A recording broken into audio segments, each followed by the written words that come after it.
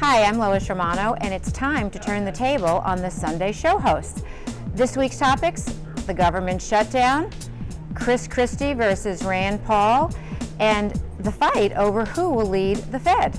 Joining us to talk about this and more is CNN's Candy Crowley and CBS's John Dickerson. John, there's been a lot of drama in Washington today about the potential government shutdown happening after September. Can you tell us, with Congress going out today, what is your take on that? What's going to happen?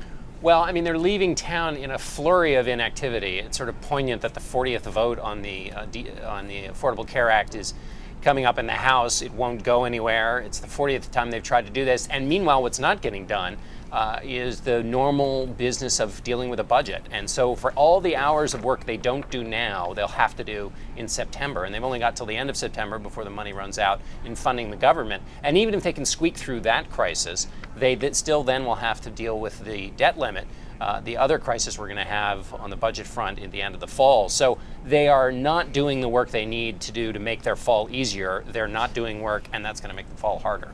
This week we've watched two hot prospects for 2016, Rand Paul and Christie, really go at it.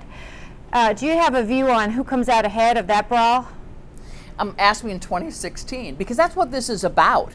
This is about who's going to lead the Republican Party. There are plenty of Democrats who don't agree with President Obama on the right or the left, but when you want to know what what Democratic policy is, you look to the president and go, oh, well, here's what the Democratic Party stands for. There's no such person in the Republican Party, and there won't be until a nominee is chosen. And even then, falling in line doesn't come easily to Republicans in this day and age. But nonetheless, I think it's hard to know who's going to come out on top, as you say, the more moderate kind of Christie vision of the Republican Party, or Rand Cruz.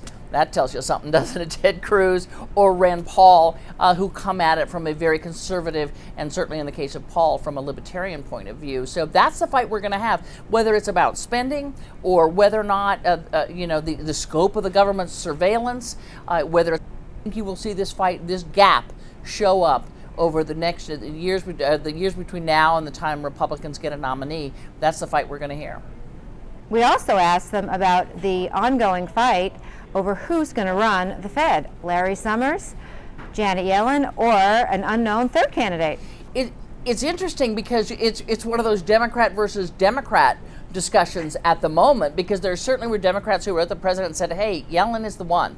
This is who you should appoint. Their problem is not so much that Summers is still sort of shadowed by some really controversial remarks he made about women when he was up at a university. Well, it's extraordinary, isn't it, the way in which the Fed chairman, which has always been one of those offices, perhaps the preeminent office in Washington, where they are incredibly powerful, but people don't really know about them. I mean, going all the way back to Paul Volcker.